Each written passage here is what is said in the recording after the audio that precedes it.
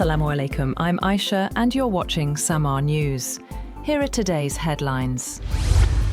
US Secretary of War Pete Hegseth has said that President Donald Trump is seeking a deal with Iran, but warned that Tehran must act wisely. During a joint briefing with General Dan Kane, Hegseth said, if Iran showed wisdom, it will make a deal, adding that failure to do so would result in intensified military action. He also urged Iran's new government to act more prudently than its predecessor. He warned that if a deal is not reached, the war will continue with greater intensity in the coming days. The officials described the current phase of the conflict as critical, with limited options remaining for Iran.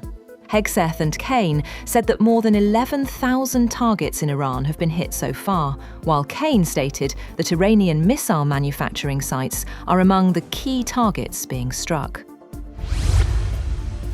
US President Donald Trump has told aides he is willing to end the military campaign against Iran, even if the Strait of Hormuz remains largely closed, and leave a complex operation to reopen it for a later date. The Wall Street Journal reported that in recent days, Trump and his aides assessed that a mission to pry open the choke point would push the conflict beyond his timeline of 4 to 6 weeks. He decided that the US should achieve its main goals of hobbling Iran's Navy and its missile stocks and wind down current hostilities while pressuring Tehran diplomatically to resume the free flow of trade.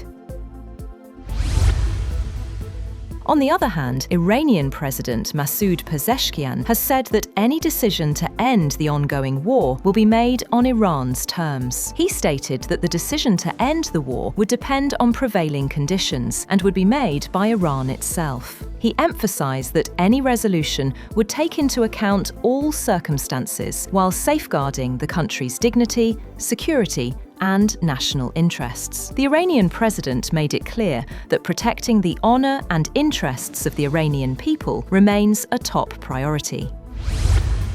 Meanwhile, thousands of soldiers from the US Army's elite 82nd Airborne Division have started arriving in the Middle East as Trump weighs his next steps in the war against Iran. 2 US officials told Reuters that the paratroopers, based out of Fort Bragg, North Carolina, add to the thousands of additional sailors, Marines, and Special Operations Forces sent to the region. Over the weekend, about 2,500 Marines arrived in the Middle East.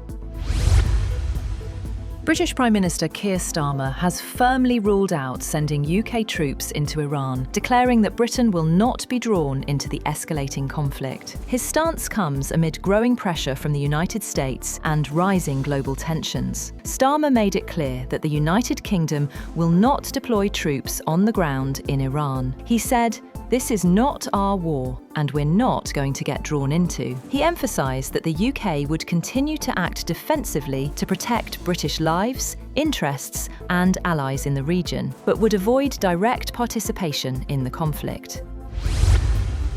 Iran's Foreign Ministry spokesperson Esmail Baghai has denied any direct negotiations with the United States, calling Washington's demands excessive and unrealistic. The remarks contradict statements by President Trump, who has said talks are taking place both directly and indirectly.